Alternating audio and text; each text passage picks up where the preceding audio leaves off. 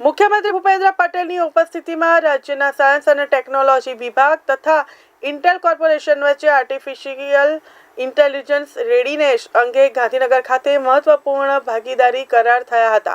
તો Intel corporation સાથેની આ ભાગીદારીથી ગુજરાતને ડિજિટલ અર્થતંત્રમાં ઇનોવેશન અને ઇન્વેસ્ટમેન્ટ માટે હબ બનાવવાની દિશાના વિઝનને વેગ મળશે.